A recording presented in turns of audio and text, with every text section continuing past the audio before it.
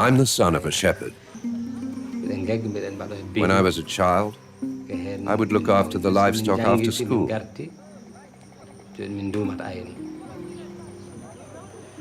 Being a shepherd is my whole life. I don't know what else to do.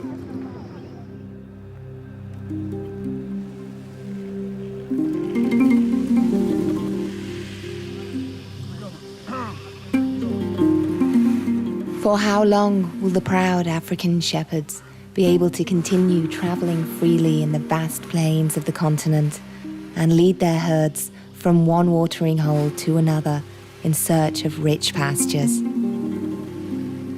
Over the centuries, these shepherds, whether Fulani or Arab, have succeeded in adapting their zebus and sheep to inhospitable and arid regions, and also in developing a form of flexible and independent stock breeding. But today, in our changing world, what is to become of them? The effects of globalization is felt even as far as the most rural and isolated regions of Africa, threatening ancestral cultures that have been long protected. The future of these independent and free-moving nomads is under question in a world where the market economy makes the law, a world where climatic changes bring about continuous droughts, a world where dramatic demographic increases require African states to supply meat to more and more demanding urban populations, a world where contemplation, freedom of movement, and free speech seem to no longer have a place.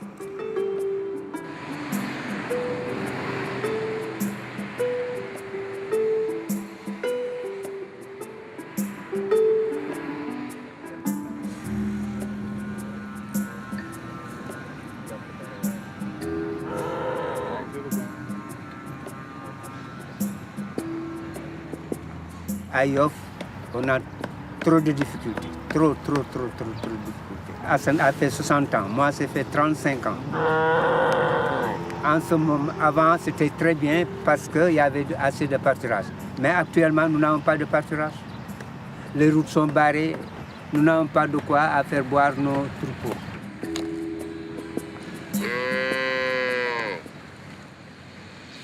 Whereas the demand for meat increases, the situation has worsened for the shepherds. The first ones affected are the Fulani, a large ethnic group originally from Nubia.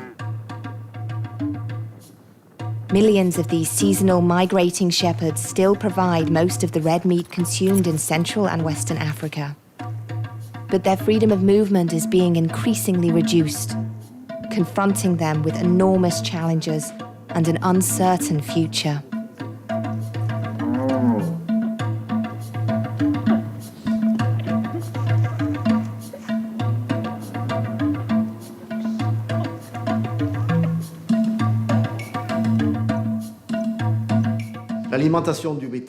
In the Sahel region, the cattle breeders rely 95% on the pasture. A pasture which is not very productive, given it only provides 350 to 700 pounds of hay per acre. Moreover, it's suffering from climatic hazards. So it's really important to maintain seasonal migration, which is the way for finding grass where it's there one year and not the other. This migration is a method to make up for the droughts and other risks associated with cattle breeding.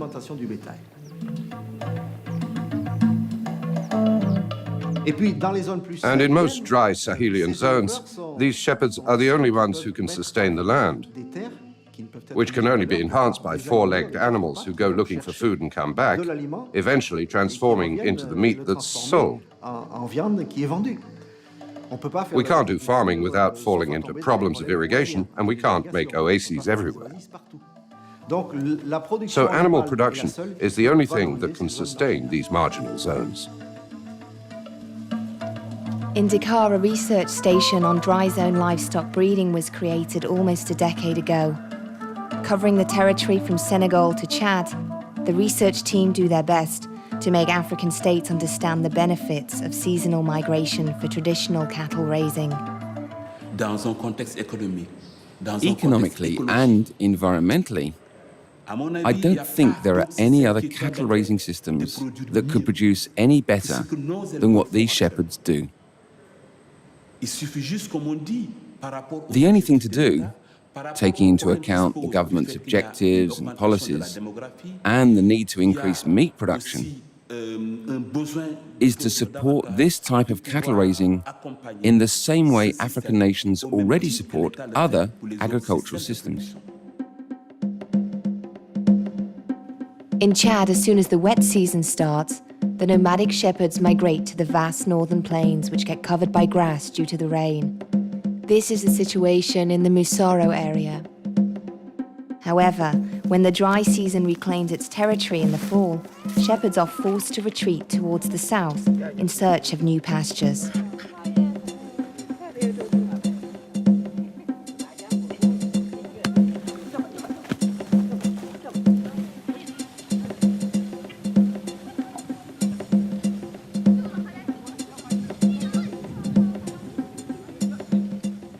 The nomadic shepherds begin a long migration of almost 300 miles, passing by Lake Chad, then following the Shari and Logone rivers to the south of the city of Jamina. Every day, the Logone riverbanks witness an impressive spectacle. Dozens of Fulani and Arabic shepherds bringing their zebus, camels, goats, as well as their sheep to drink from the river.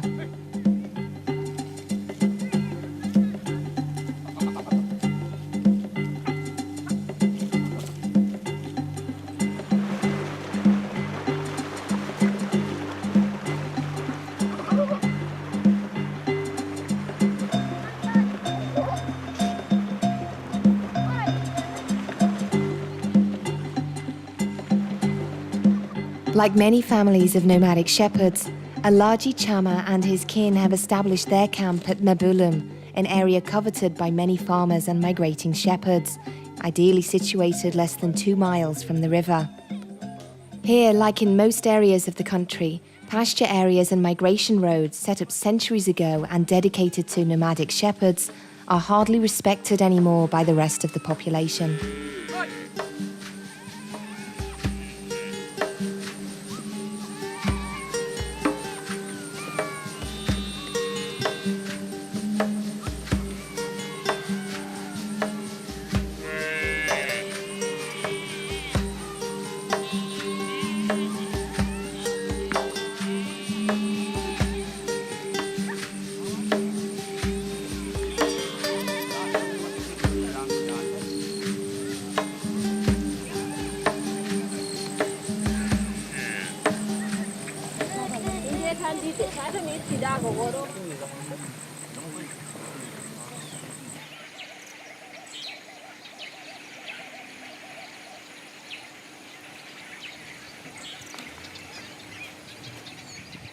Alaji Chama is Fulani. Like all shepherds of his ethnicity, he does not know the exact number of cattle he has, but he knows each one by their name. The second one of them disappears, he senses it and knows which one. The cattle are the Fulani's reason for living. The milk provided by their cows accounts for a large part of their diet. In the dry season, we need to have easier access to pastures and ponds. We've got all sorts of problems going to and from places and bringing our animals to watering holes. The problem is all these farm fields. If the farmers do their farming here, we have to go further out where there aren't any crops. There's no space for us here anymore. That's our biggest problem. Everybody is farming in this area.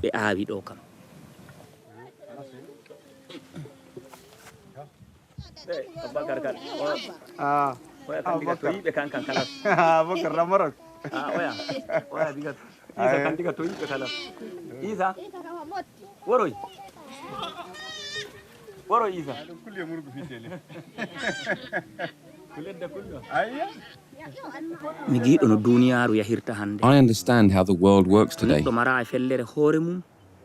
If you don't have your own land, you'll be in a bind tomorrow. That's what I predict. That's why we have to buy land everywhere and whenever possible.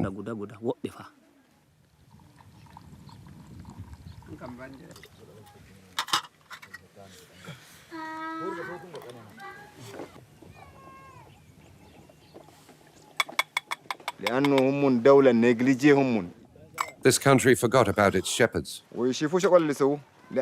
In Chad, there's no law that organizes seasonal migration. There's only one law that dates from October the 31st, 1959. It's very old and maladjusted to today's conditions. The population and cattle numbers have increased. The expansion of the desert has also instigated other shepherds to enter zones otherwise preserved for the Fulani. The old migration roads are lost. The new roads turned into farmland. That's how the conflicts between the shepherds and the farmers began.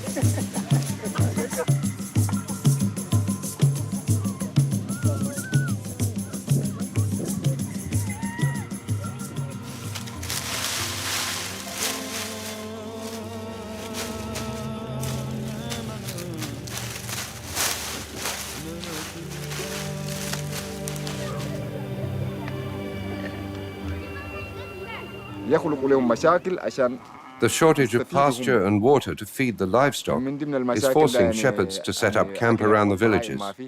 The state should drill wells far from the villages and preserve pasture zones. But since shepherds are forced to use the village wells, it's creating problems.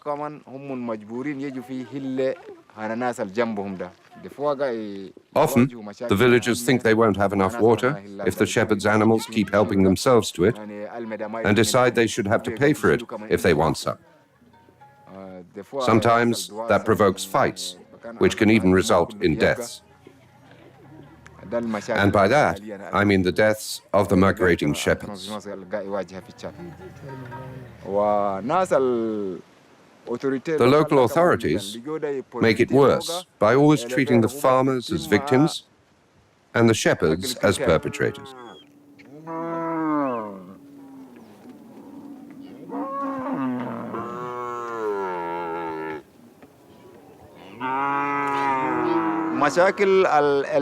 The shepherds face many difficulties in general, but for the Fulani, it's even worse. Because anywhere they set up their camp, they have no rights. They're extorted by local town authorities, who fine them for no reason. Some of them have even been killed, while others have lost their livestock.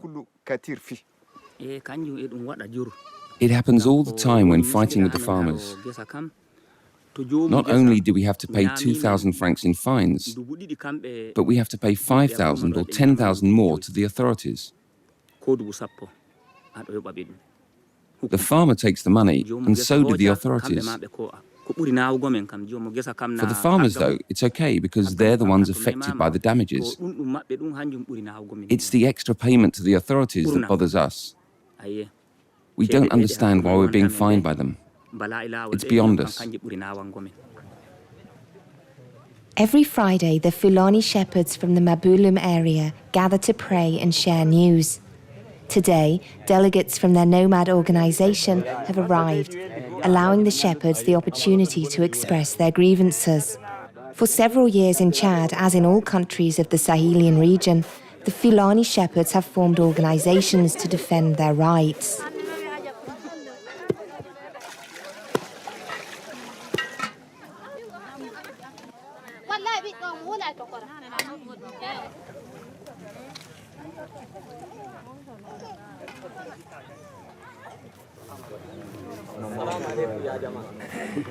Enen leydi caadi enen duroɓe enen en ngala belɗum ko guda ngaman en desama fayde wala demo wala laamu to ɗen a yettike gorere tagu sa yi a ɗo o ɗum inaare am ɗo o ɗum inaare am anani yo eɗen goodi jawdi ɗoygol gol Allah magol wari en anani ɗe barama en ngala to dego to ɗen ɗum adowa kiskir guda ɗum resa gel joge duuɓi daga mortaki fa dabbune yawta nagge wote to memingel ɗum ñama neɗɗo dubu 20 dubu 30 dubu 40 jawdi élevage ɗi ɗon mari barki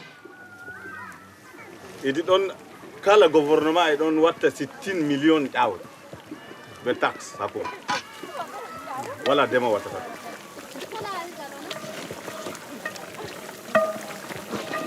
woodi ɓiɓɓe duroɓe kas élevage amma wala musa ada gadda ɗum huno dukkete kay joɗɗine les na waɗum wala ɗum woodi ɗum waray amma ɗum wangata sam ɗum wangata ha joomum nayi seyni o nana sey ɗum waɗa hawrinde bani hi goɗɗo ministre jo ha Tchad o toure be ɗereji o yaha hawtu himɓe o wara o rara himɓe o so o ada massa makko o yaɓa ɗereji o yiya nasara en kugal timmi wala gaɗuki ko goti ɓe nanga séminaire ha jamena ɓe ñama ceede.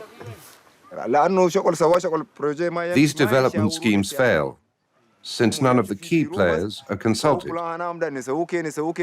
They're planned in ministries, and once implemented on the ground, they don't work, because they didn't get the opinions of those mainly involved, neither the shepherds nor the farmers.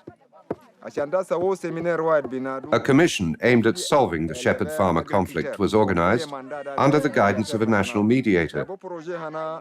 The bill they proposed made us so annoyed that we left the room, since these laws were strictly repressive, without any benefit for the shepherd.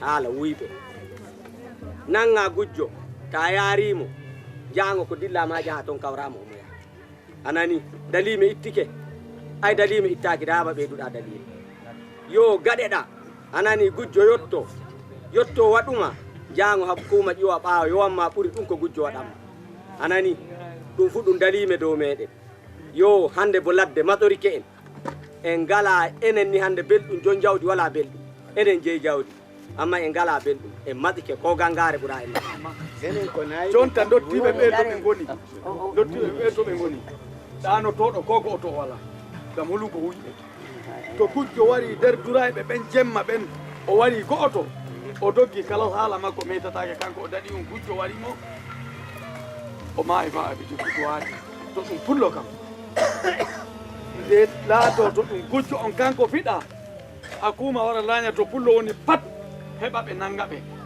ɓe kefti barɗo ɓe keftama kamɓe kamɓe yoɓoɓe tan diyare min mii to boddi wara ɗum waɗani ndi diyare pullo waɗi diyare nayi mbayi ɓe jaaɓidi hakuma wari waɗani ndi diyare.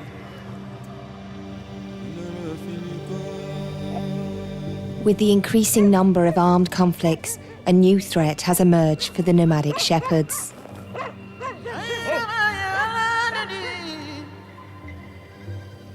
Ils sont pulvérisés dans les savanes. The shepherds are very spread out in the savannah, so they are vulnerable and isolated.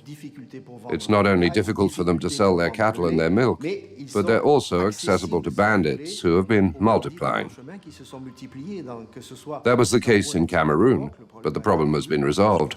It hasn't in Central African Republic, neither in Chad nor Sudan. So there's organized crime and crooks with assault rifles who descend upon small camps, mistreat the people there, and force them to go and sell their cattle. Then they wait for the money to come back.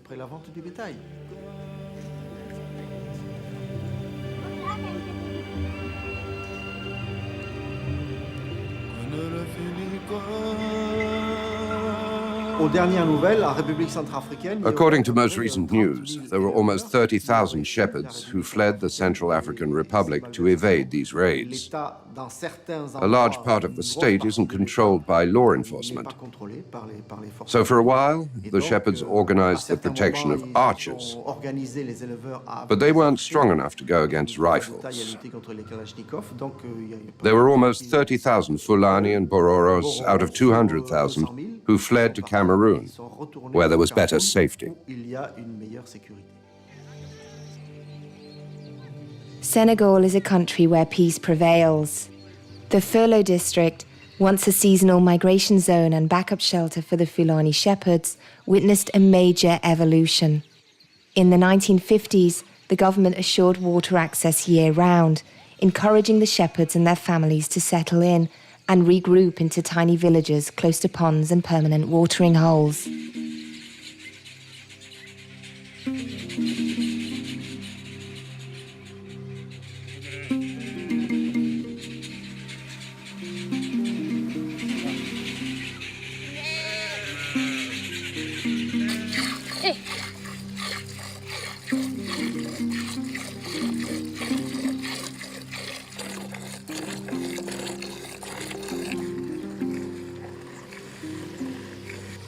Yet for many, peace and tranquility does not necessarily mean safety for the animals. In the past, you could leave your herd to stray. You could leave them alone for 10 days and nobody would touch them. Now, for the shepherds in Senegal, if you leave for work, you come back to find your cattle stolen, which we find very strange.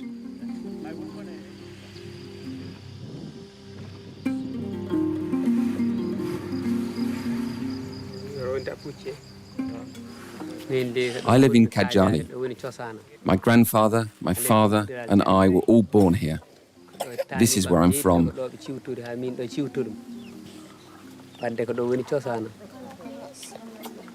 I'm a shepherd, and I also cultivate the land. But above all, I'm a shepherd. I'm a shepherd with a lot of cattle. 3 months ago, during the rainy season, everything was good since there was food and water for the cattle. But now, after these 3 months, we have to bring the cattle to the well.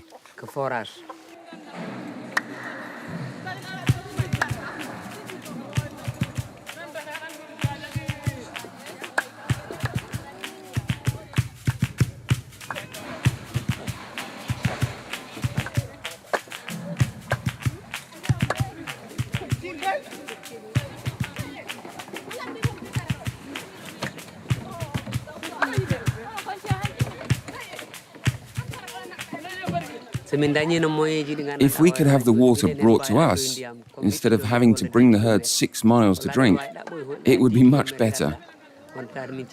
We would be rid of our greatest problem. It's a fact that we need help in developing cattle raising in Senegal in order to produce meat and milk. But we can't produce enough because of the droughts. There's no more water or ponds to drink from, nor any pastures. And just because we have herds doesn't mean we're rich enough to get through this. The shepherds don't have the means anymore to get by.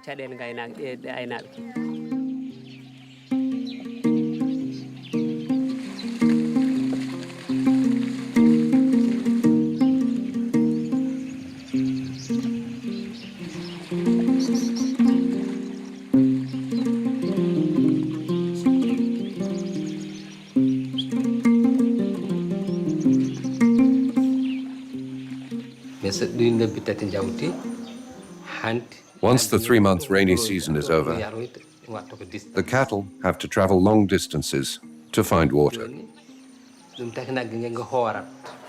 That's why they lose weight and only drink once a day. In these conditions, the cattle can't gain weight, nor reproduce correctly.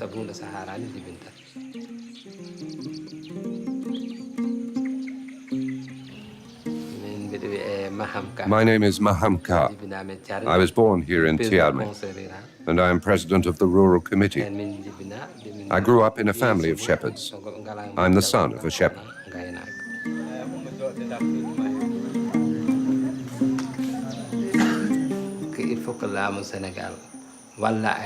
We need help as much as the farmers. We need equipment in order to work. Water jugs can't cost 500 francs. We need to be able to access water, like the farmers can.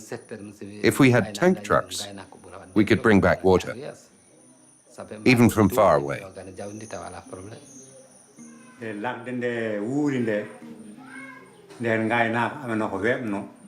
Before the rivers dried up, we had big, fat cattle. They were well fed. They were eating, they were drinking, they were resting. And from one town to another, we could always find food and water. The wells were full, and if not, you only had to dig to find water. Now, the cattle don't have water, and the cows can't feed their young ones correctly. In the past, the vets would come to our shepherds. They would give the sick cattle some shots, and these cattle were cured. That's how it went. The number of vaccines they gave you then for 2 or 3 animals must now be enough to vaccinate 500 animals today.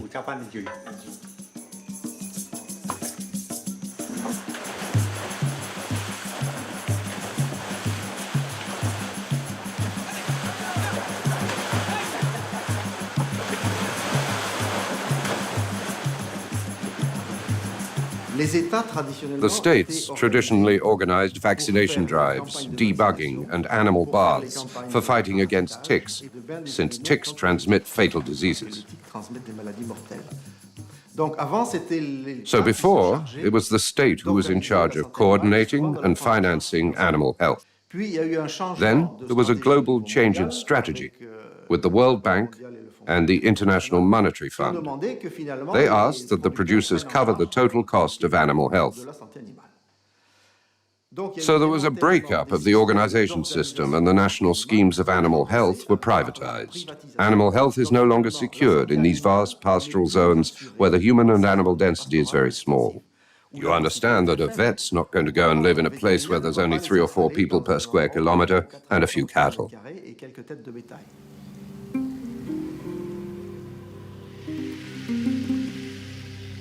The Fulani possess ancestral knowledge crucial today for cattle raising.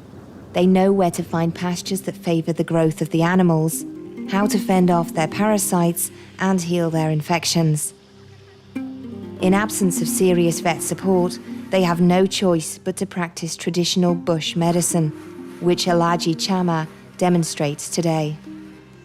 With his heated blade, he makes incisions on a cattle suffering from arthritis. We still treat the animals in a traditional manner, with fire.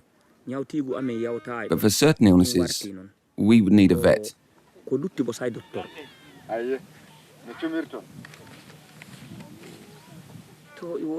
Today, those doctors who would come and see our cattle don't do any good. They only cause more damage. The Fulani shepherds are hardly better off when it comes to their own health, the health of their family, and their children's education.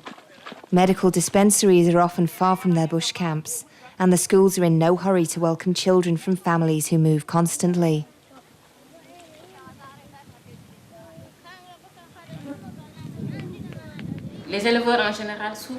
The shepherds generally suffer institutional and political marginalization. In cattle raising, the big problem is the collective action. The existing unions and organizations were created by the state. It wasn't the shepherds' initiative to form themselves into groups and fight for their own issues. Most of these organizations are shadow organizations. They're people who are Fulani, but are not actually shepherds. And that's a major problem in Senegal. The assumption that you're a shepherd just because you're Fulani.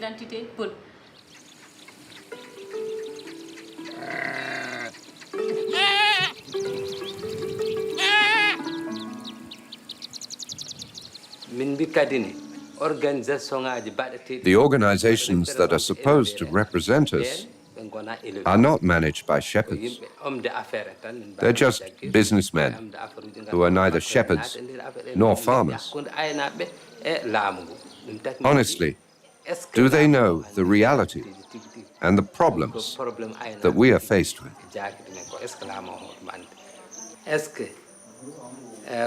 Are the technical advisors and cattle-raising specialists really doing their job? Is it the state of Senegal who is neglecting the shepherds? That's what we can ask ourselves. Is the state misinformed, or are they just ignoring our problems knowingly?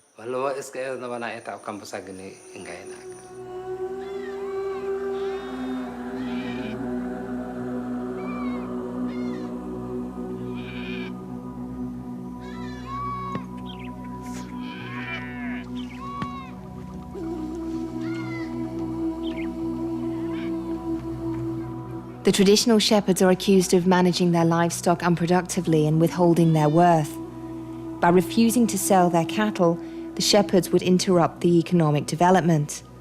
Although specialists have proved that this management is productive in a way that allows the shepherds to adapt to sanitary and economic risks, these false accusations are hard to be dismissed.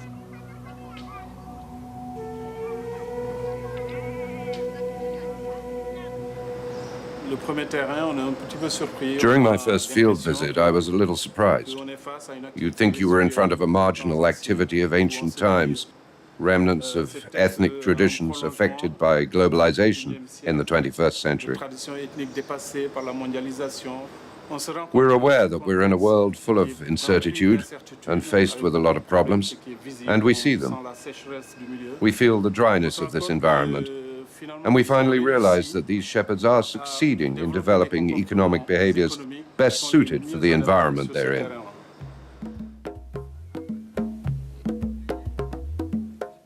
دور 45 بقر انا كل بيتها 30 30 ده البركه اخوي 30 ده عدل بقر ده معنا 30 البركه سمي 30 و2 بيتها البركه انت قصرت عليه كم؟ جيب 40 40 ما يجي خليتها 5 ده جيب 40 بيت لك 40 بقر يو قصر عليه شغل شيء خلاص كمل انا ده خليتها لك 40 ده البيت ده جيب 40 سمي 30 و8 انا بيتها انقص عليه شغل شيء انقص عليه خليتها لك الف واحد خليت الف واحد سمي انا كله خليت عليك الف واحد نسلك 30 و8 نجيب قرص سلمت عليه سي خلاص قال جيب قرص يوا ده لا ده هناك يو قرص ده مباكر زين انا نجي انت قرص هناك ونكربه بقره انا يوم المتى ما عليهم الهرباء مباكر خميس جمعة صبر نجيب قرص هناك نكربه بقره انا نمشي انا يو انت 200 لعاده انت 200 لعاده يو ما شاء الله تلقى 200 لعاده ما شاء الله ما شاء الله شكرا الله يبارك الله يسوي بركه امين الله يبارك الله يسوي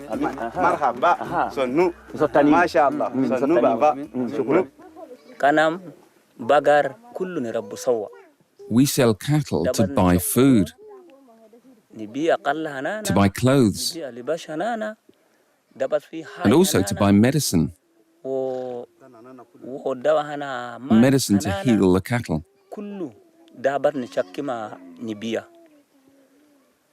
We do nothing but livestock breeding.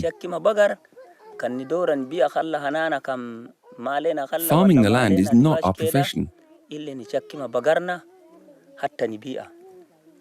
It's only by selling the cattle that we can provide for ourselves.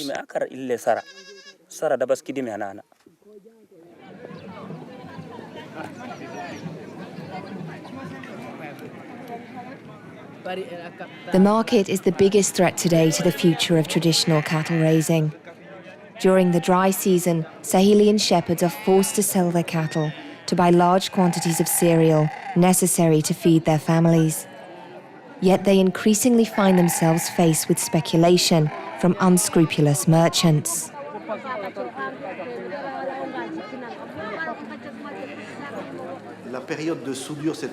During the hunger gap, which is just before the harvest, when people have to buy food after they clean out their food storage, the merchants increase the cereal price for a 200-pound bag from 7,000 francs to 12,000, 20,000, up to 40,000.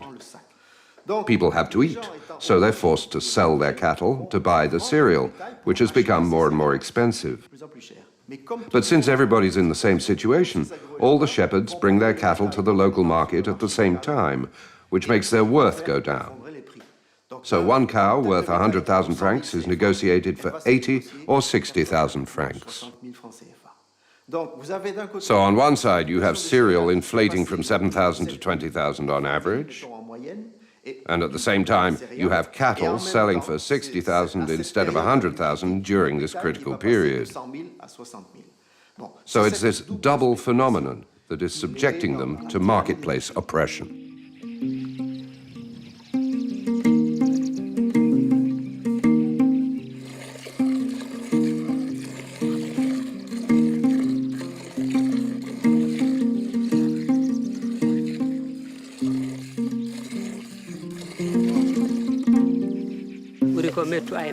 In Senegal, what hurts us is that the farmers are being helped out more than we are.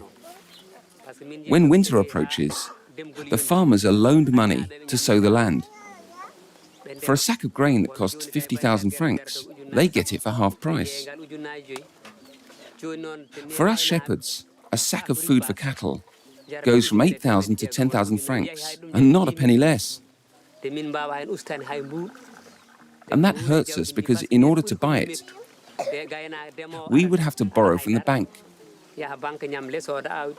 And even 500 zebu is not good enough collateral for the bank.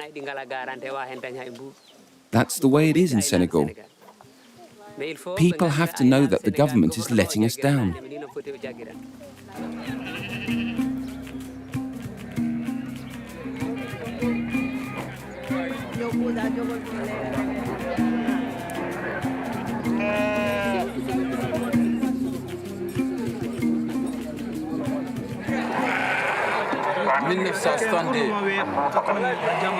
Tang boobu ak tey du benn maa ngi tang boobu mu ngi ngooñ sax ñu ngi jar fii fukk ak juróom maas dem ba ci fanweer léegi mu ngi ci 3,500 ma 4,000 xam nga bokkuñ loolu moo ko waral ko aduna yàlla nit yi ñoo ko yokku marchandise moo ko yokku yokka bii nag ñoo yëpp xam na ko lu ñu ko taxaw ma te mu seere noonu jënd jox leen nu lekk jox leen nu ndox jox leen nu kooraay jox leen nu élément jox leen ripaas jox leen lépp ci poos rek la ñu dundal li ci def nag wàllu élevage dimbal temps dañ ko dimbal temps élevage dañ ko dimbal min jeehina min ponde hay so tawi ministre de élevage Since a ministry for cattle raising was created, there should have been changes. mais ha jooni But up until today, none of the problems regarding cattle raising have been resolved. Absolutely nothing. They said they were going to help the shepherds because they know the potential that comes from cattle raising.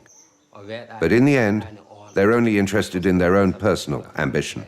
There's a conflict of interest and a conflict of objectives. What interests the state is the supply of meat products and milk to urban areas, whereas the Fulani don't see themselves as the providers of the meat. They're cattle breeders with a particular relation with the animals and a particular way of managing them.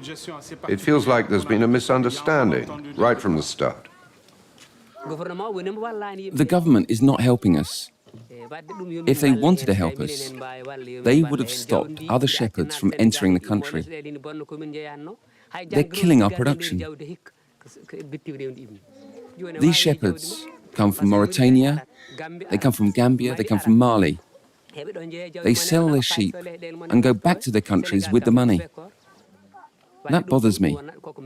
The Gambian border is less than 200 miles away, and you can't even bring over a half-pound of sugar without paying tax.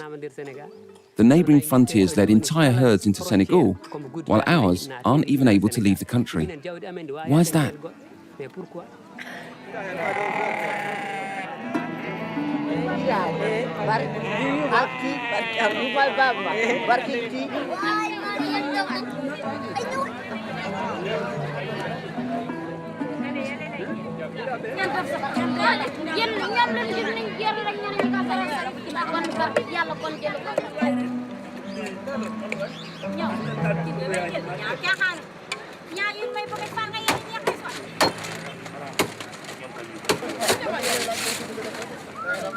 The last threat comes from the subsidized meat stockpiles imported from Europe and Latin America.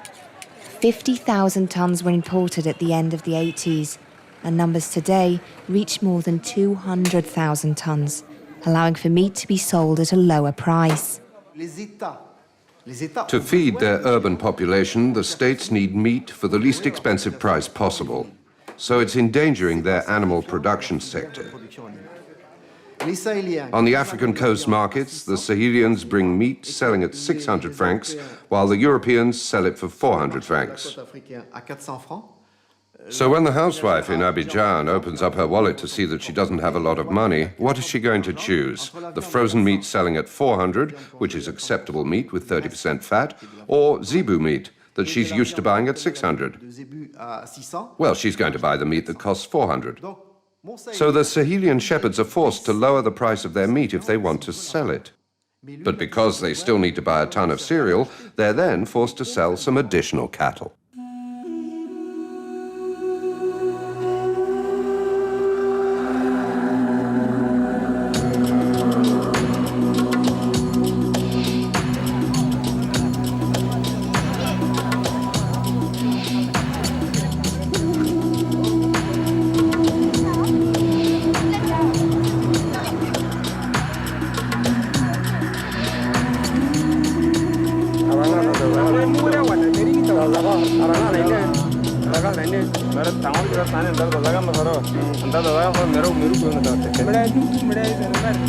لا لا بقر ده عنده كله يعرفوا كله دولة كهرباء قريب 60 سنة دولة كهرباء بقر ده ولا 70 سنة ما نعرف كهرباء ده ما لهم بترول ده مرق بس بقر ما عندهم فوق حاجة خليها حكومة يورينا اول شغل بيرفعها ده اللي الترانسبور والبهايم هسه بقت الدولة بترولية ونحن منضغطين تعبانين حالتنا بالبلاء حتى لقمة العيش بقت لنا صعبة.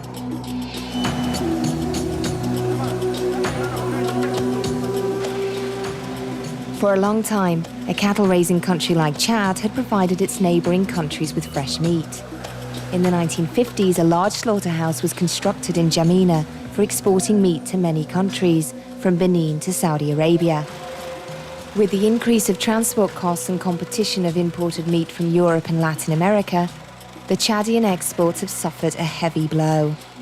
The Jamina slaughterhouse no longer runs at full capacity, leaving one less market for the African shepherds. In the 1970s, we exported more than 11,000 tons of fresh meat to the Congo. That's the two Congos, Republic of Congo and Zaire. And it worked out very well. Today, there are people who bring their frozen meat from Argentina and elsewhere, and they come here to Zaire with a lower price. So when you turn up with your meat from Chad with a price fixed at no less than 2,000 francs a kilo, it doesn't work. In today's world, especially Africa, it's about quantity instead of quality. Those who migrate seasonally have beautiful cattle in comparison to those who stay where they are. Even at the market, they're sold at a premium. Cattle raising, in theory, could replace oil production if we took good care of it. I'm sure of it. It's just as profitable as oil. The Chadian livestock is a gift, and it's not ready to disappear.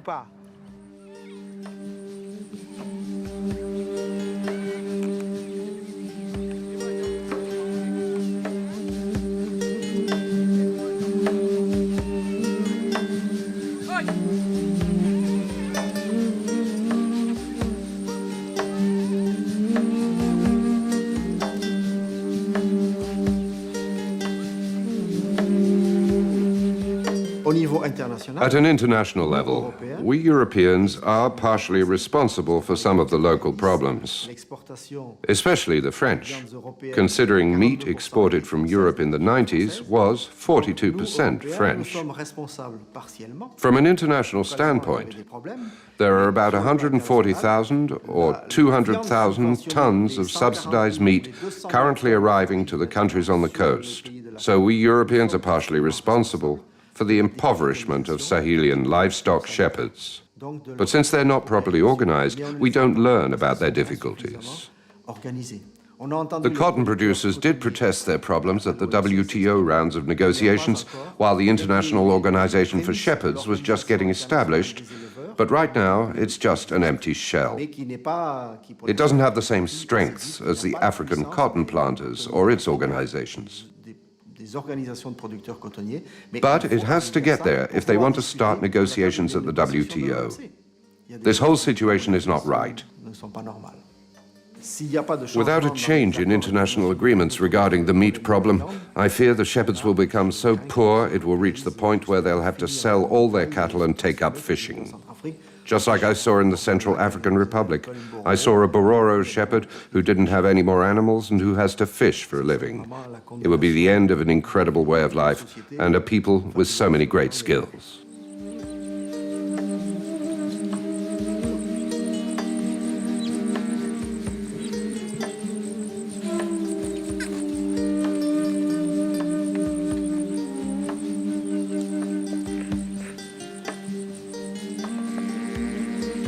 With the possible disappearance of the Fulani shepherds, isn't it time to rethink our developing models?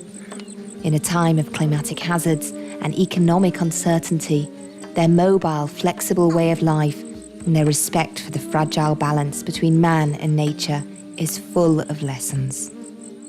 If supported and improved, the traditional cattle-raising system of the Fulani shepherds may show us the way in which we could organise our world tomorrow to face our own challenges.